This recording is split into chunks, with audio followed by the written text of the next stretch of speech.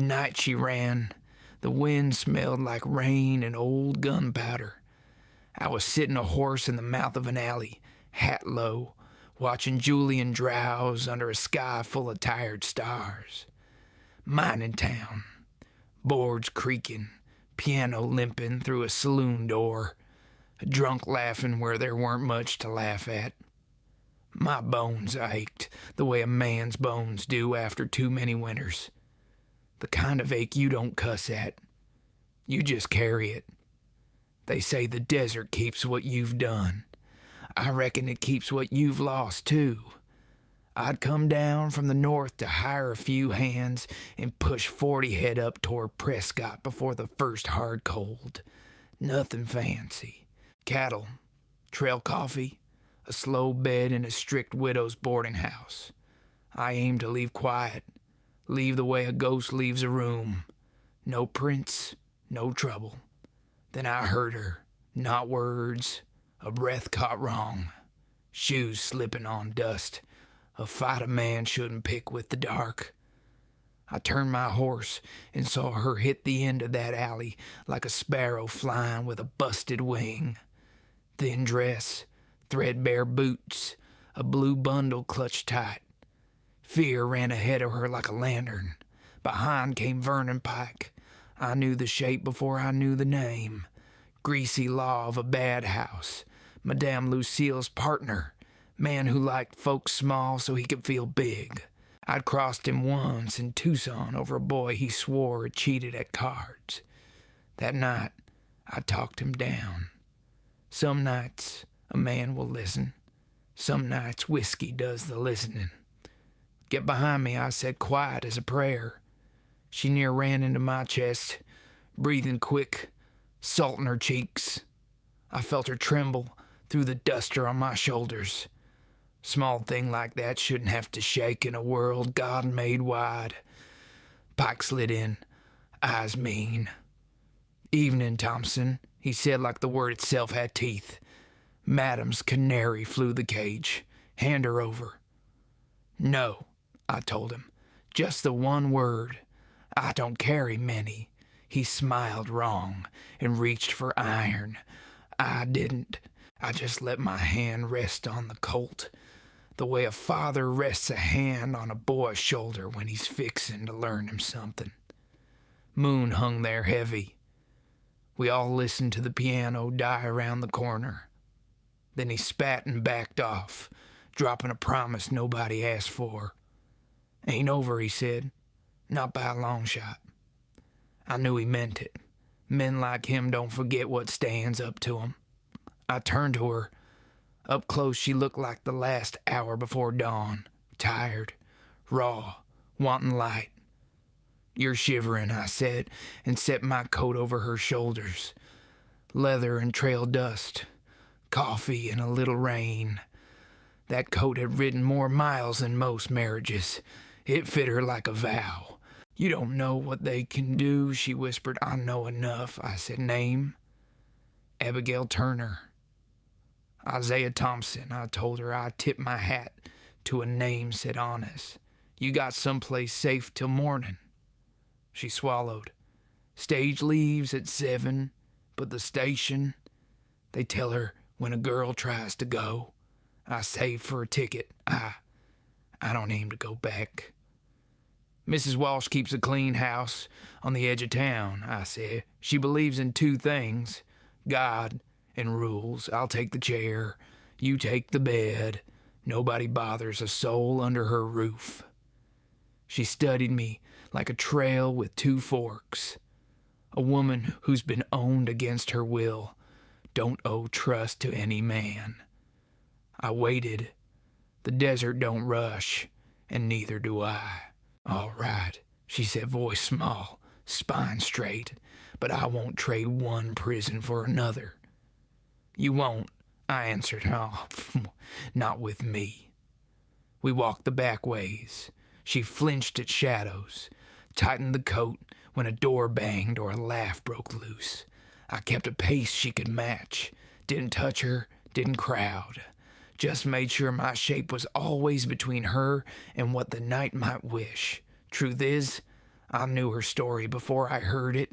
You can read certain histories in the tilt of a head, and the way a hand guards a pocket where a locket sleeps. She told me enough. Boston, letters that lied, a school post that never was, 3 years of debt that grew like bindweed. She didn't say the worst parts. She didn't need to. The desert keeps what you've done, and what was done to you. Mrs. Walsh opened the door with her shotgun and her nightcap, God-fearing and stone-spined. She looked once at Abigail, once at me, and laid the rules like cards. Bed for the lady, chair for you. Doors stay open. I'll be praying and listening. Much obliged, I said. There's a kind of holiness in a house that stands between a hunted woman and the hounds. I left Abigail in a small room with clean sheets and a wash basin. Set my hat on the floor in the hallway, settled into that chair with boots flat, pistol easy, eyes on the dark. Somewhere, Pike drank himself brave.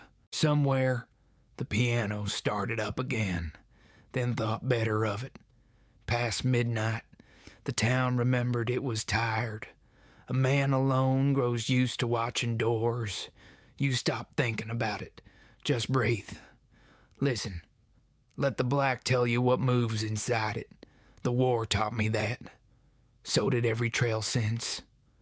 Close to dawn, I heard soft steps. She stood in the hall, hair braided plain, his coat, my coat, wrapped tight. Thank you, she said.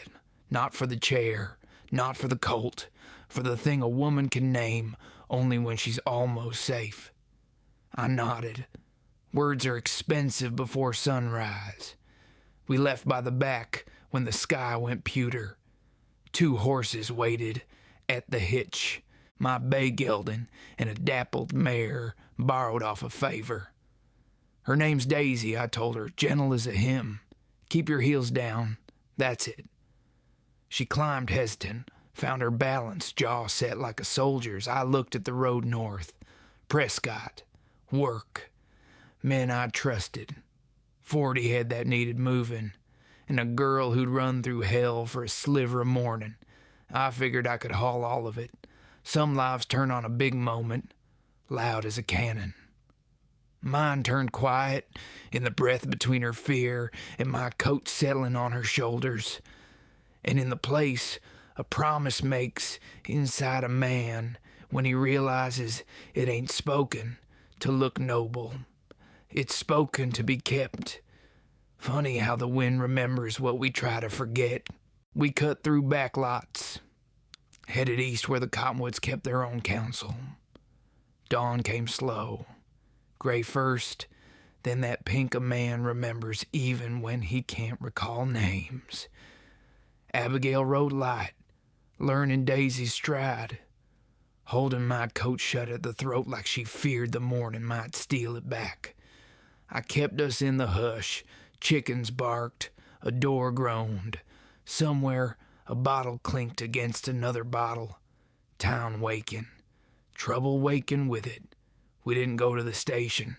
Not straight.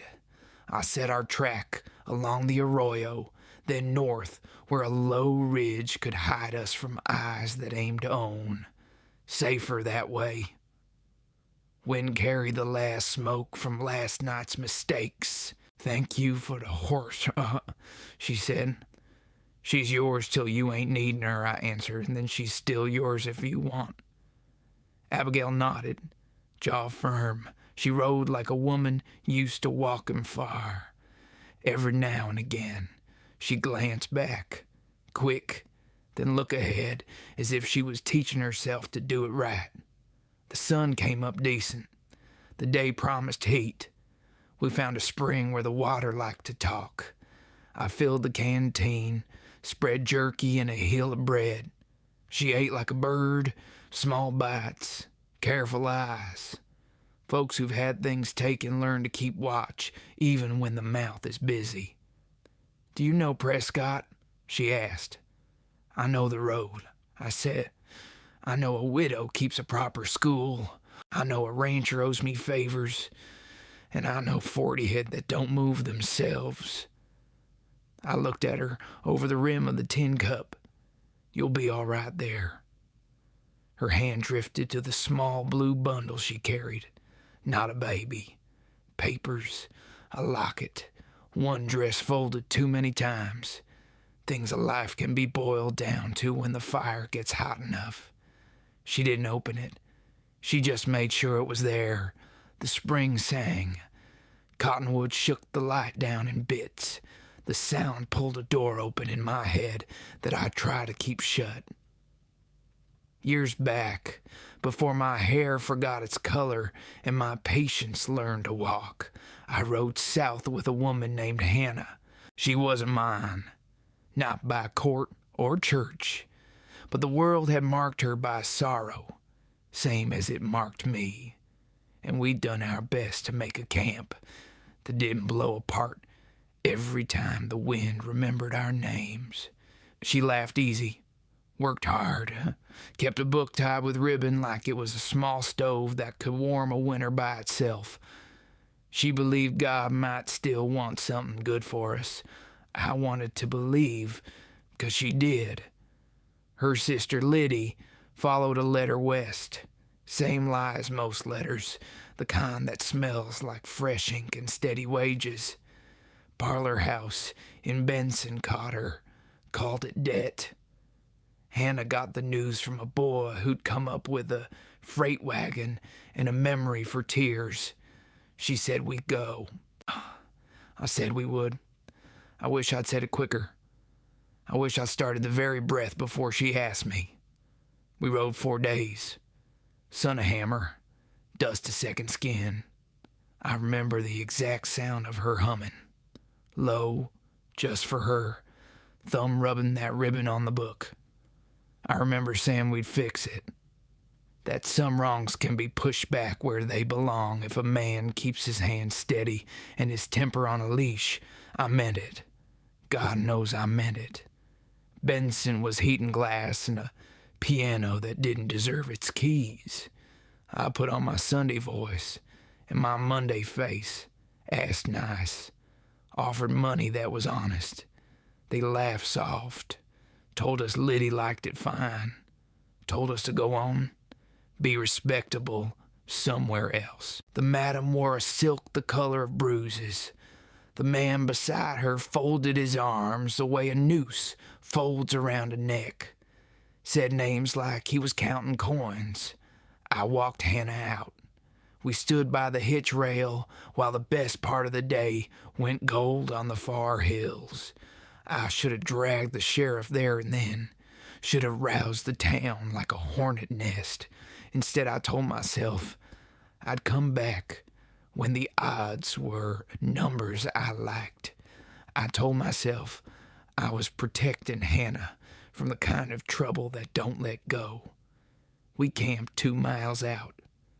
Stars put on their show, like they always do, no matter who's sick or scared or sinning.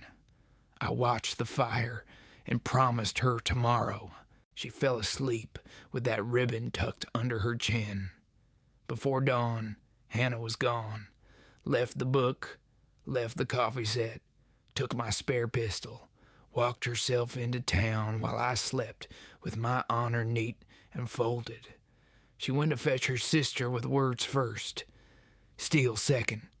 I found her in the street out front of that house when the sun had just learned who it was. No shot fired, no hero's tale, just a bottle, a shove, a curb, and a head finding stone the bad way. Liddy held her and screamed until her voice went to ash. I picked Hannah up and knew I didn't have a lifetime anymore, just a weight that was getting colder. The madam stood in her silk. The man folded his arms. Sheriff arrived late enough to keep his breakfast down. We buried Hannah on a hill where mesquite keeps its own secrets. Liddy ran east with a church wagon and grief for company.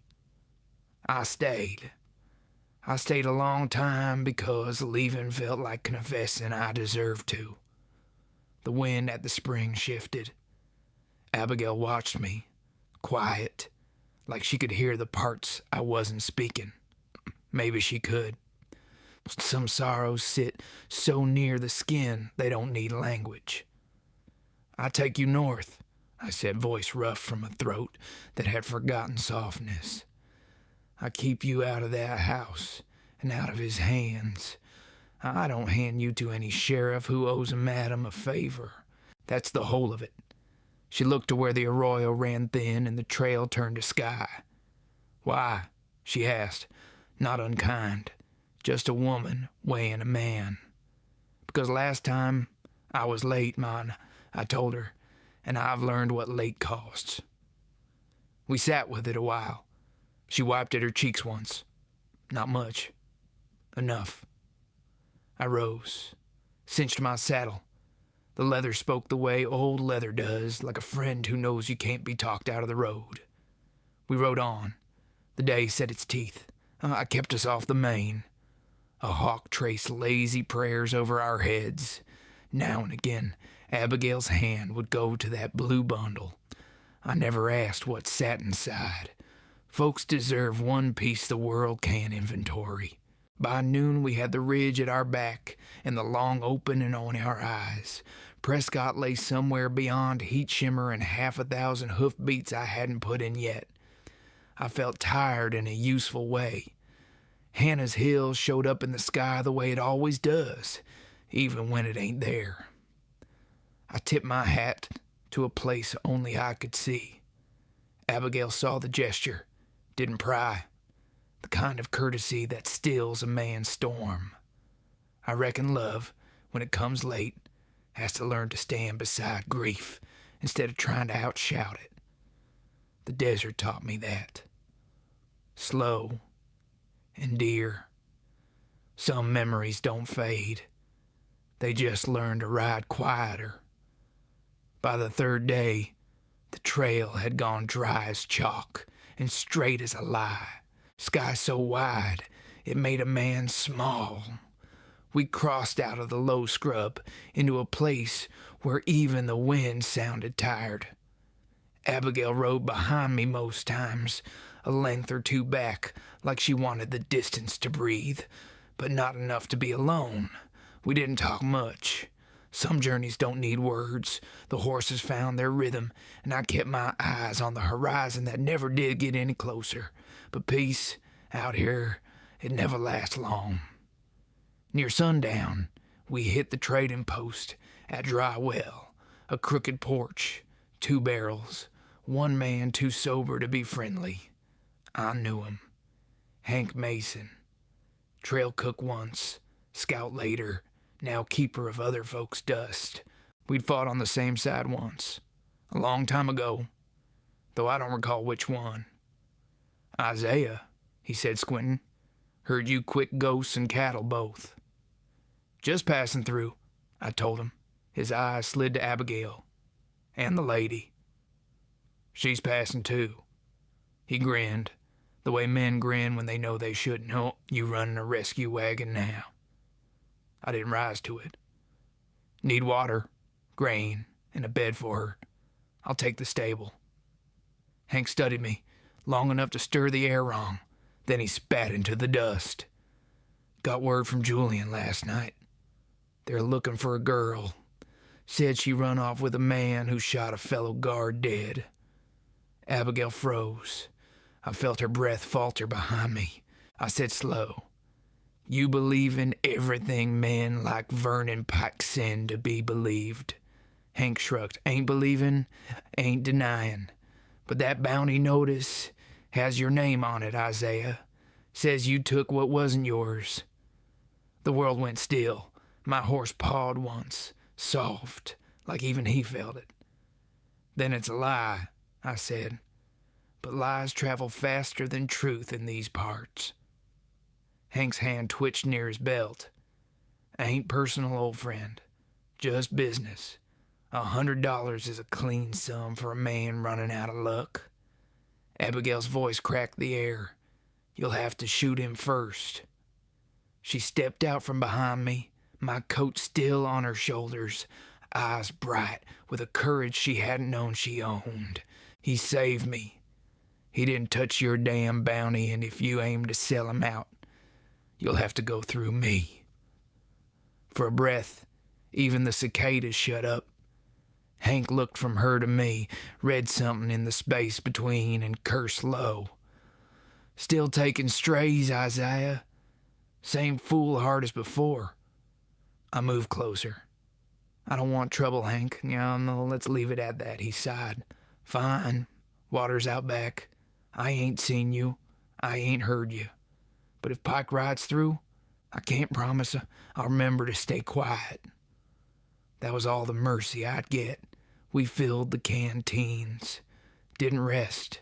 The desert was already holding its breath for the storm that comes when memory rides behind you. By midnight, lightning licked the far ridges. The rain never fell where it was needed. Just rolled its promise out over our heads. We camped under a bent cedar, fire small as a secret. She sat across from me, blanket drawn close, flames painting her face gold in fear. You could have let him take me, she said. You could have walked away clean. Clean's just a word, I told her. Never did fit me right. Silence stretched, soft as leather. Then she said it quiet. He'll come, won't he? Vernon Pike. He'll come, I said. Men like him don't know how to quit. She nodded, hands trembling as she held them to the fire. You ever get tired of protecting people who don't belong to you? I looked at her for a long while.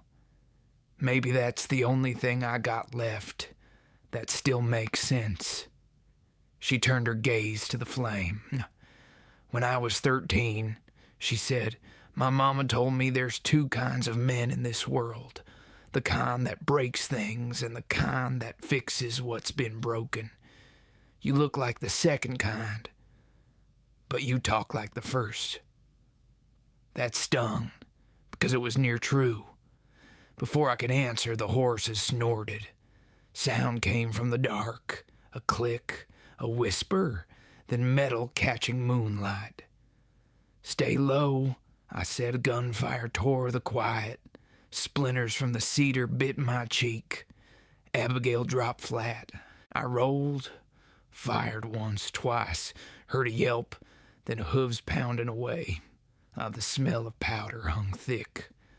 When the echoes died, I found her huddled behind the saddle, clutching that blue bundle like a heart, her face pale but steady.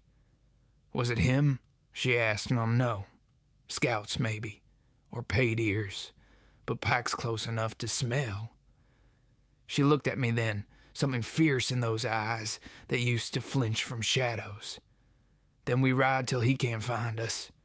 I handed her my canteen, watched her drink, throat working like she was swallowing down fear itself.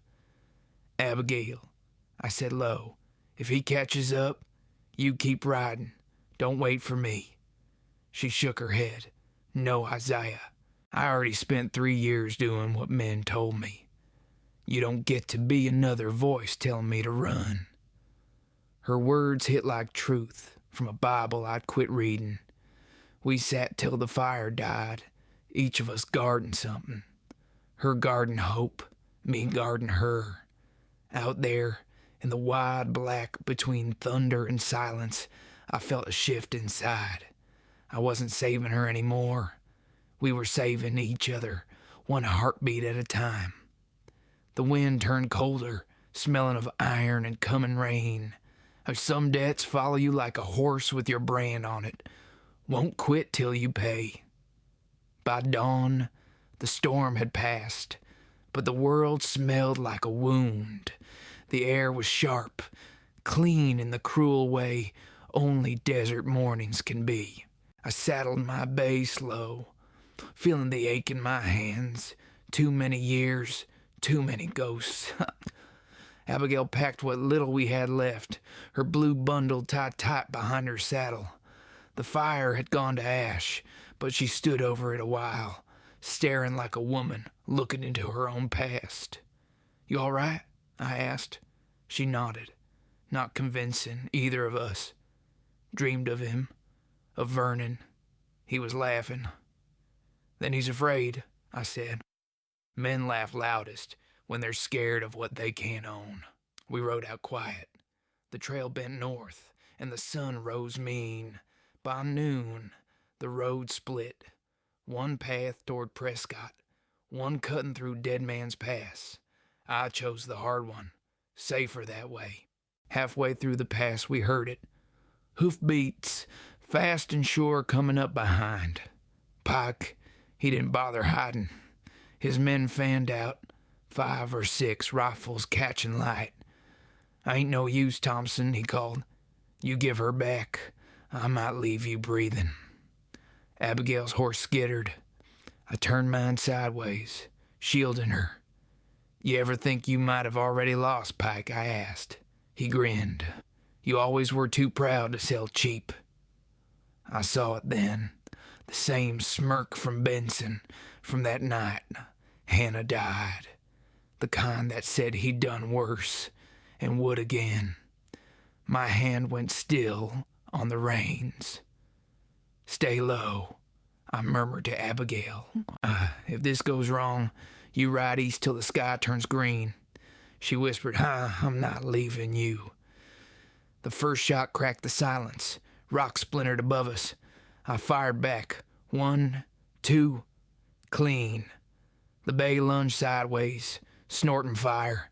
Abigail's mare reared, hooves flashing. Then the echo died, and so did one of his men. The rest backed off, sudden-like. Pike stood alone, red dust clinging to his boots. "Go home, Vernon," I said low. "Ain't no one left here for you to break." He lifted his gun. "You think she's different?" They all come back begging in the end. Something in me broke then. Not anger, not pride, just the quiet that comes before a storm that don't end. I fired once. He staggered, fell to his knees, looking surprised the world dared answer back. Abigail stepped forward, tears mixing with dust. "Let him be," she said. "He's done." I lowered the Colt, chest tight. "You're right," I said. "He's done." She went to him, not with pity, but with finality. Took the silver locket from his pocket, the same one they'd taken from her 3 years back. The chain broke easy in her hand. We buried him in the shade of a rock that wouldn't remember his name. The desert don't keep every secret, but it knows which ones to bury deep. By evening, we reached the high ridge above Prescott. The town glimmered far off, gold and smoke and something that almost looked like hope. We camped one last night before riding in. She sat by the fire, the locket turning slow in her fingers. "You ever think you deserve peace, Isaiah?" she asked. "Don't know," I said, "but I know I've carried enough not to turn it away when it comes." She smiled, small, tired, beautiful. "You talk like you're already gone." "Maybe just done running." She reached across the fire, laid her hand over mine. Her touch didn't shake this time. "You saved me," she said. "No," I answered. "You saved what was left of me." We sat there till the fire whispered itself out, till stars took back the sky. The wind carried a soft tune through the pass. Maybe it was memory. Maybe it was mercy. Either way, it sounded like home. I looked toward the lights of Prescott and felt something I hadn't in years. A pull, gentle and sure. Not the call of duty or guilt, but the kind that leads a man back to where he can breathe again. The road behind us was done. The road ahead was quiet. Funny thing about the West, and sometimes riding away, is the same as riding home. We rode into Prescott just after sunrise. The air there smelled different. Fresh bread, horse sweat, sawdust, and maybe a hint of forgiveness. Folks were already stirring, wagons clattering, the blacksmith hammering truth into iron. "I've been here before. Years back, when my heart was younger and my sins still new, Abigail sat her saddle straight, eyes taking it all in. She looked like a woman stepping into the rest of her life, not knowing if she'd earned it, but brave enough to try. We stopped outside the little white schoolhouse on the hill, paint chipped, bell crooked, but the kind of place where hope still lived in the smell of chalk and pine. I told her, Mrs. Keene runs this school, lost her husband to the winter of '73. She keeps a room above the class for women who need starting over. Abigail looked at me, eyes soft. You planned all this. I just remembered the road, I said. Didn't think I'd find someone who needed it as bad as I once did. Mrs. Keene came out, apron dusted in flour, looking at us like she could read the miles on our faces. Lord Isaiah Thompson, she said, never thought I'd see you riding up this hill again. Had a promise to keep, I told her. This here's Miss Abigail Turner.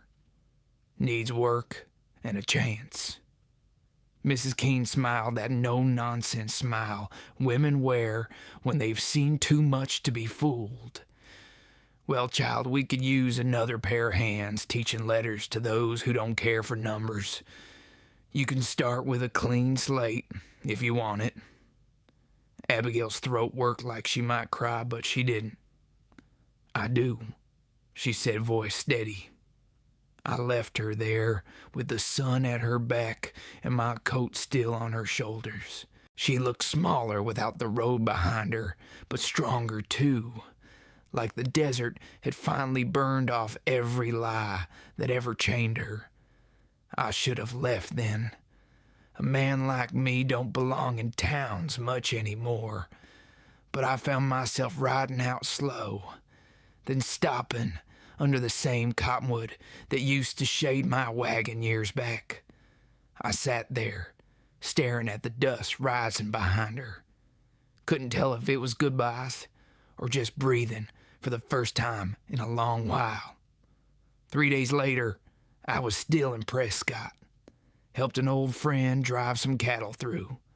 Fixed a fence or two, slept better than I had in months. Sometimes I'd pass by the schoolhouse and hear her laughing with the children, not loud but true. She saw me once on the street near the livery. Walked up, hands clean of tremble now. Mrs. Keene says you're leaving tomorrow, she said. I reckon, I answered. Trails don't ride themselves. She took a breath. Then take this. She held out the locket, the one from Pike's pocket. The one that used to be hers. Keep it, I told her. She shook her head. It belongs with the man who gave me back my name. I opened it. Inside, just a scrap of paper folded neat. Written on it was a verse, one Hannah used to hum when the nights got long. Come unto me, all ye that labor and are heavy laden, and I will give you rest. For a moment, I couldn't speak, just felt the world tilt soft around me. You sure? I asked.